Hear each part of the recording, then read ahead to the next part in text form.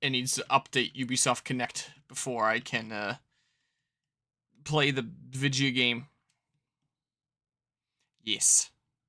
But now it's apparently updated. Oh, no, it wants to make changes to this device, as it tends to ask there. Oh, logging in, initializing. Just bear with it. It just takes longer to launch than any other game because it has to go through all the Ubisoft Connect nonsense. I wonder why they changed the name from Uplay to Ubisoft Connect. Do they really think that Ubisoft Connect was, like, more marketable?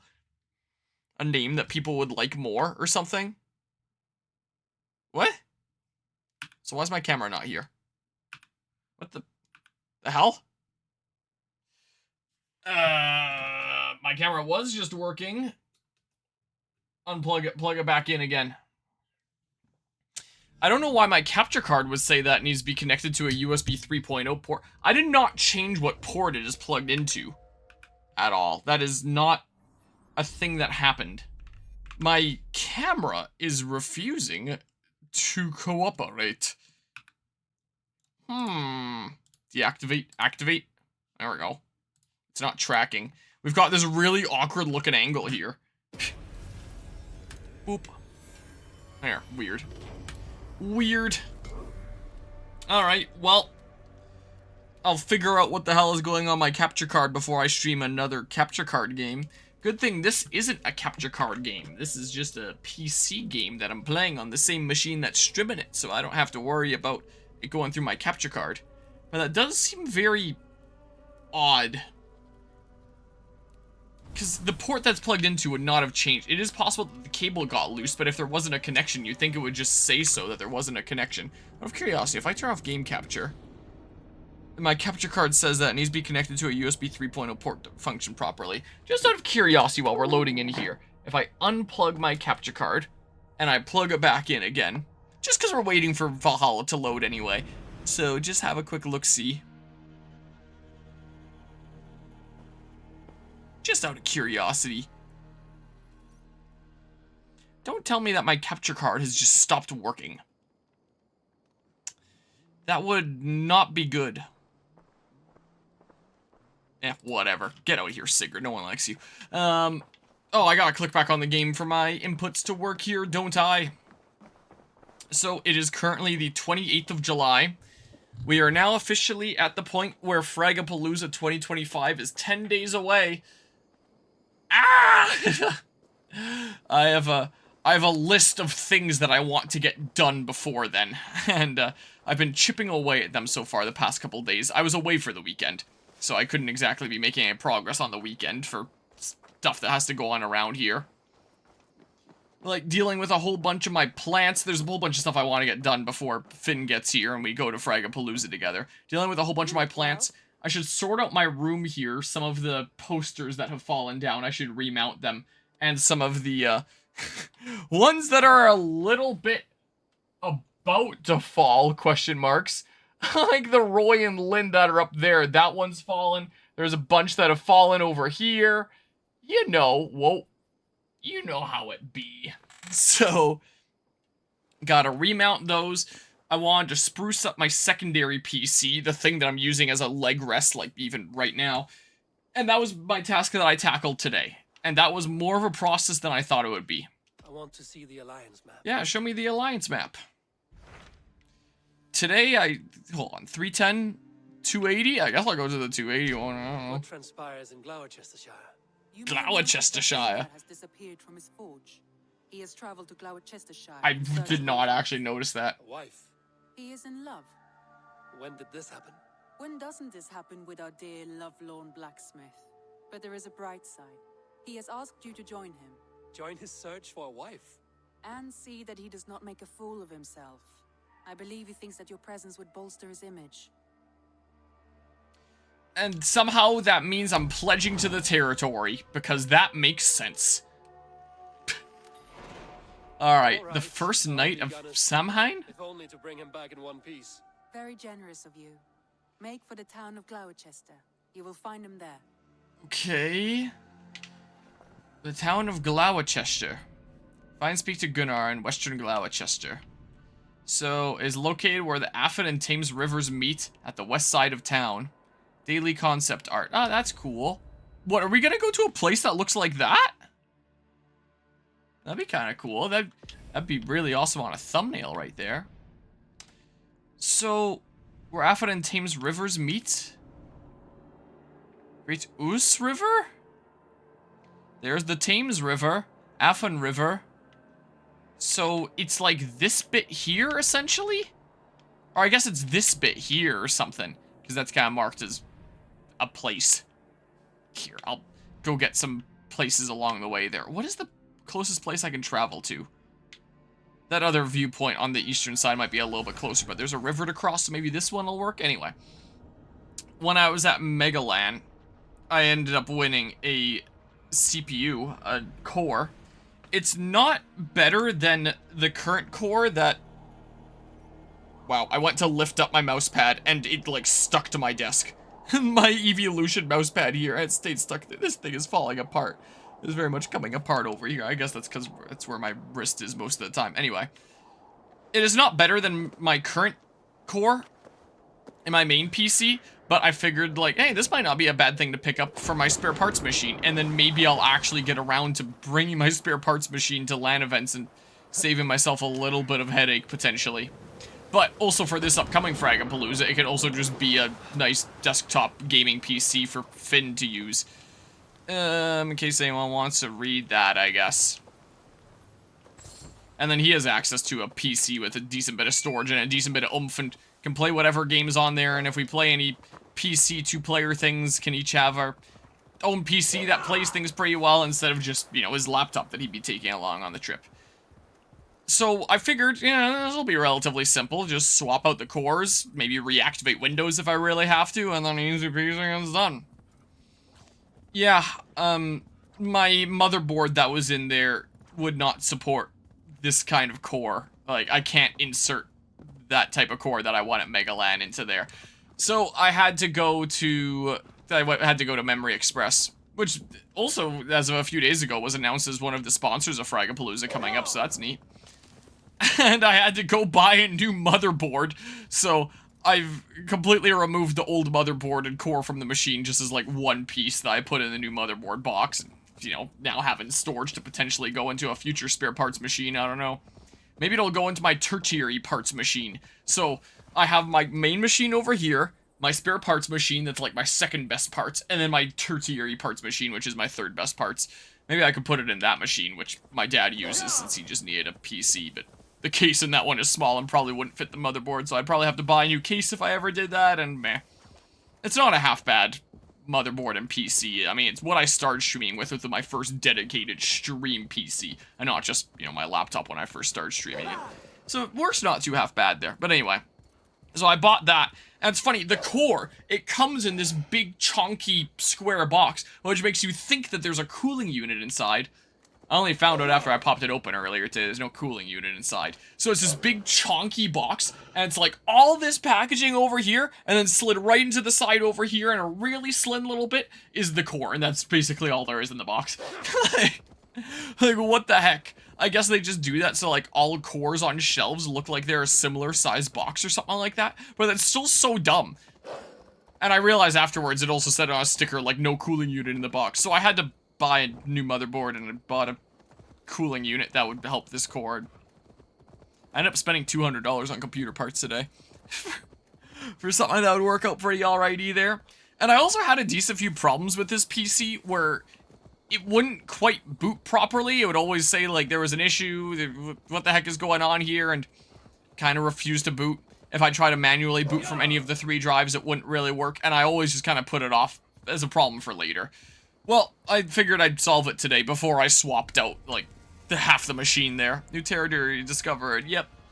And, so I started disconnecting some hard drives. I have a M.2 SSD in there that is, like, the C drive I found out since it's been a while since I used it.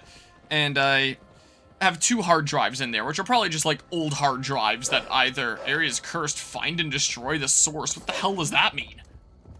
What does that mean? What? Anyway, I started disconnecting the hard drives just in case to see if there was a problem with a specific drive. Yeah, I narrowed it down pretty fast. It was one specific 1 terabyte hard disk drive that was in there that, if it was attached by a cable to the motherboard, yeah, it just wasn't booting properly, even though it should be booting from my SSD. My one leg is kind of floating there. So I was like, okay, well, I'm just gonna take out that hard drive completely then and leave that as a problem for another time. And it booted just fine with that gone. I was using it just fine as a computer. It wasn't quite working with Wi-Fi initially, and I had to jump through some hoops to get Wi-Fi drivers in there, so I just took the Ethernet cable from this computer and plugged it into that one in the meantime. But, you know, I got that all sorted out. I got the computer working. I was looking at Steam on that computer, and you know what I had installed on there? I had Assassin's Creed Odyssey installed on there. What? I'm going this way. Oh, yeah. I guess we're not solving the curse. Whatever here. Yeah, Assassin's Creed Odyssey was installed on there. And if I had to guess, I'm pretty sure that's from Janland 2024. I think I took my spare parts machine to Janland, and then I was playing, like, just a tiny little smidge of AC Odyssey before I got, like, cut off by the internet being pulled there, is what I'm pretty sure happened. But I was kind of surprised to see AC Odyssey on there, but I kind of used that as the test for my new motherboard and stuff. And it still has, like, my old GPU, which is my 1050 Ti, which isn't exactly great by today's standards. But I just booted up AC Odyssey as a bit of a test, so first time since last year I ever booted up AC Odyssey. And the graphics looked just fine. It was on medium settings. I wasn't always hitting 60 FPS. Sometimes it was around like 45 to 50. Sometimes it'd be hitting 60. But for the most part, it's like, okay, well, that's not half bad.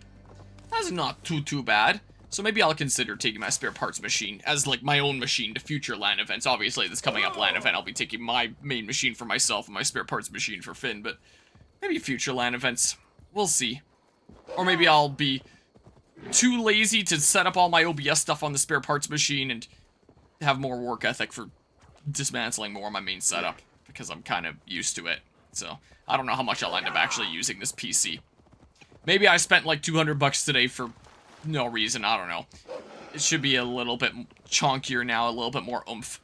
But is it really just for Finn to use it for one LAN event? Or am I actually going to truly use it after I keep telling myself that I'm going to use this machine more? We'll see. Also, it has been a while since that PC was opened up. So, when I opened that PC this morning as my project for the day, I was met with quite the sight. And it really goes to show the importance of cleaning out your PC sometimes. I've been using this as a leg rest for so long, and not even considered booting the thing up. Like, as I'm using it as a leg rest right now. My God. I had never seen such a sight. So I initially took down the vacuum and vacuumed up all this big stuff. And then I took it outside, just outside the garage, and I blew it out with the air compressor that we have in there. And, you know, it cleaned up pretty alrighty after all that. You know, it's kind of like night and day there, so this is the way that the PC looked before. And then I just went ahead and, you know, ripped all that out. And then I installed this in there. So, you know, if I were to upgrade any part on top of this, it would probably be the GPU, but that'll probably only happen if I decide to upgrade my main GPU, and then, you know, my 3070 that I'm running right now goes into here, which maybe would happen one day, but that's not really in my budget for things right now. So, yeah, this is the machine that I'm currently resting my legs on now. Whoops. And it works not too half bad. So, yeah, I was running Odyssey here, you know, graphically and stuff. It looked pretty A-okay. Look at all those skill points I didn't spend towards the end because I just didn't really need to. So, I end up doing quite a bit of, like, full PC rebuilding today. And that was one of the things I wanted to do before Fragapalooza was, you know, spruce up this secondary PC a little bit. Now we're taking 2 desktops to Fragapalooza, and each of us get a proper gaming desktop and stuff. So, it was a bit more of a process than I thought it would be, but I got it sorted out. What the heck is... I didn't think that that one brick was poking out a second ago. So, that was my day today. Riding to Memory Express and picking up some parts and coming here and assembling a whole bunch of stuff, but yeah, PC seems to be working pretty good now. It's the first time in, I don't know, probably like a year and a half that I've actually booted and used that PC properly. That seems to be working pretty good. So that's nice. We'll just see if I actually end up using the machine. We shall see. Synchronization completed. Alright, we're gonna go down there. Oh, there's a guy there too. Something important to note about this game is I was looking into if there's multiple endings in this game like there was with Odyssey, even outside of DLC, where it's like there was the family ending, there was the Order of the Ancients ending, and then there was the Atlantis ending before even the DLC, because, you know, you had to go around the world and get bosses and stuff like that. So I was looking up, since we've got to be getting pretty close-ish to the end, if that was the case for this game. And apparently it is sort of. So, I can't say for sure, because I haven't, you know, beaten this game yet. But apparently there is a standard ending, and there is an Order of the Ancients ending as well. But apparently, if you kill all of the members of the Order of the Ancients before you do the final world quest, then the main ending of the game changes in accordance to, like, go hand in hand with that Order of the Ancients ending. So it is now seeming like I shouldn't just prioritize doing the main objective start to finish and only then go around hunting the Order of the Ancients. Now it's seeming like, oh, I should actually make sure that all these guys are killed before the final arc, because apparently this person, whoever like the main head honcho is, comes into play in the final arc if you kill all these guys first. Otherwise, you kind of have to do it later, and it's a little bit more disconnected. So, it has come to my attention that I gotta be killing more of these guys. What has occurred to me. So maybe I'll go run out and kill this guy. And if I have extra time to burn at frag, then that's another activity that I can do, is just go around, like, killing guys. But where's my wolf? Unless it's a wolf in sheep's clothing around here. I don't know where the hell my wolf is. But I doubt I'm gonna have any extra time at frag. I don't think so. I have no idea where the heck oh, there we go. So, yeah, PC rebuild today. I've got to sort stuff out with my room. There's still more stuff that I want to make with jams. I was pitting a lot of cherries today that I picked yesterday off of the cherry tree in my Oma's yard. I'll make some jam with that here pretty soon. Make some nice cherry raspberry jam. That'll be nice. But yeah, I have a decent few things that I want to get done before Fragapalooza.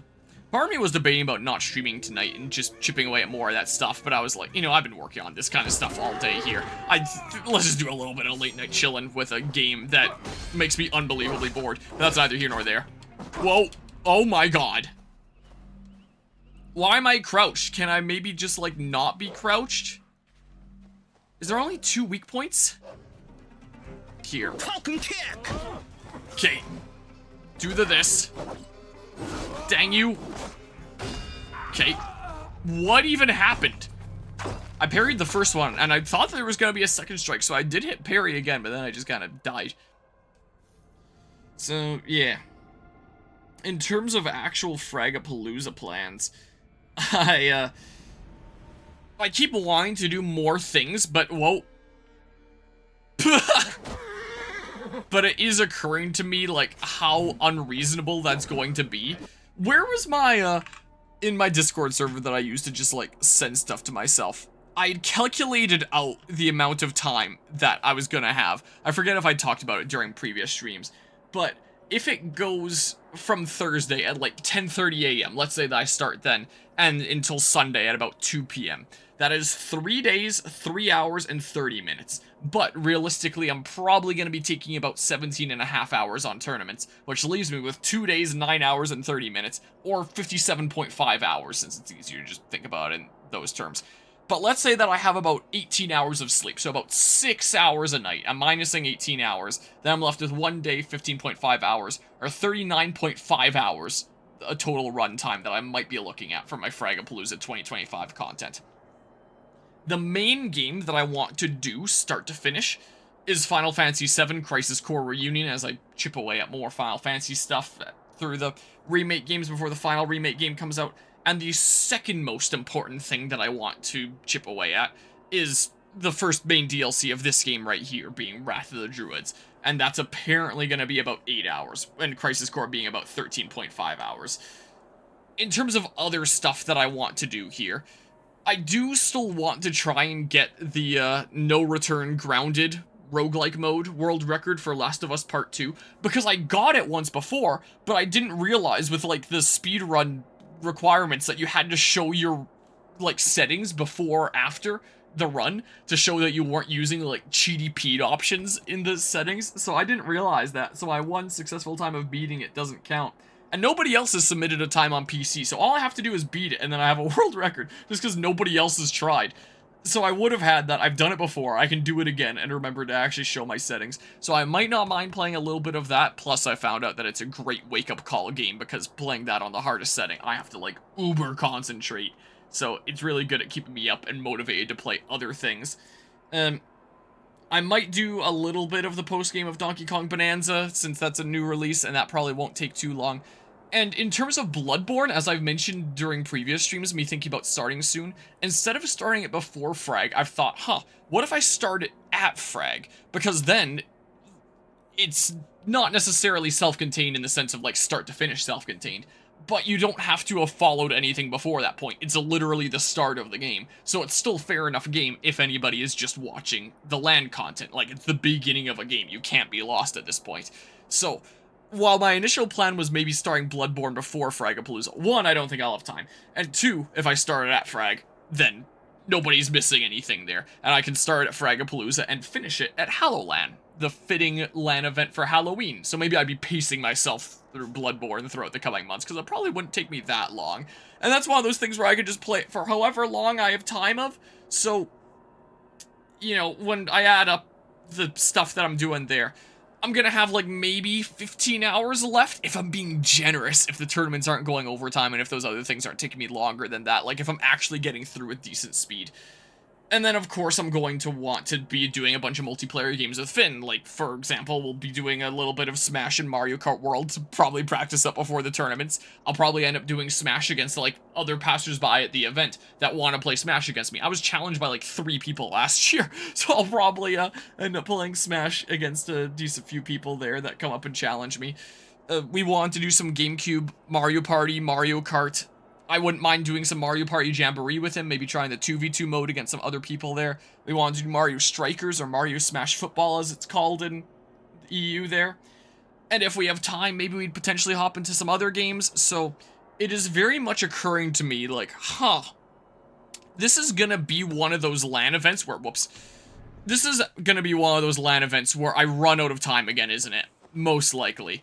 Like last year at Fragapalooza, my main start to finish game was Wah. Yes, it was Wah. It was Metroid Prime 2. And I did not have enough time. I needed to finish that on my own time here at home afterwards. And Crisis Core should be a whole lot shorter than... Whoops. What am I doing? I need to remember how to play this game. Okay. Dang it, man. Should be a lot shorter than Metroid Prime 2, because according to how long to beat, it's like 35.5 hours. Whereas Metroid Prime 2, I think it says is like 26 hours or something like that. So, I'm tackling a lot shorter of a game there. But I'm gonna have a lot more other game stuff going on, probably with all the multiplayer stuff that I'd be doing with Finn. Plus the fact that I'm running 4 tournaments instead of 3 this year. Oh my god, Wah. So, it's going... Why'd I fall? I kicked him! Why'd I fall for that? It doesn't make any sense, man. And I didn't even stomp him. What the hell? Okay. Please. Oh, that'd be cool if I could give him some good fall damage. If only these hills were a little steeper. Something or other. Oh, okay. It was the spear put in the ground that I thought was going to be the strike, and I tried to parry. So there were some other ideas that I had in mind for what could potentially be fun things to do. Like, beginning of October, Ghost of Yotai is coming out, and I'm really looking forward to that, because as I've said before, Ghost of Tsushima is kind of what I wish modern Assassin's Creed was. So Ghost of Yotai, I'm sure, however the heck you pronounce that, is probably going to be real good. Quite looking forward to that game. But because Ghost of Tsushima was so good, I wouldn't mind doing some side stuff from that game. And there are pretty elaborate, like, subplot lines that you can do that I thought, hey, I'll get around to doing this if I have more time. So I could always do one of those start to finish at Fragapalooza if I have time.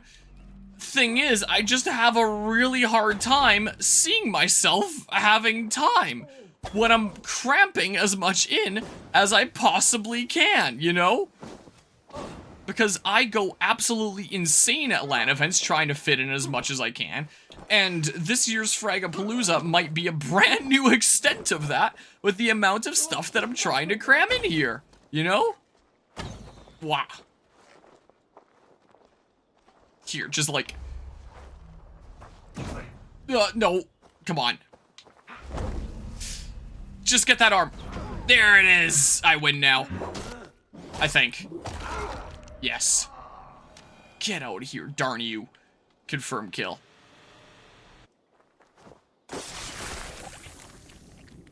There it be. In these old worlds, I used to lie down and pray that the leaves would cover me. That I could drag them over me like a blanket and join Cernunos in a bed of leaves. Took me in, stranger, with a song. The sound No. of Odin stomping on your bones is the only song you need.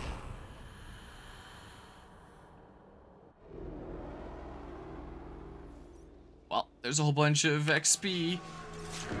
Killed a zealot, whatever the heck, this guy. A burly Norseman, Joy Canker, takes pride in his red beard. It's dyed with the blood of my kills, he likes to say. He's a stalwart friend of the Vellum. Who I guess I got a hint on. This guy, the Vellum. Alright, well. Oh, and I got some skill points. So, where the hell was I going? I was going this way for something. Was it this? Oh yeah, bow stun finisher. That sounds fun. This doesn't attach that way, does it? Yeah, so I have to go this way for that. Is what I'm going to have to do.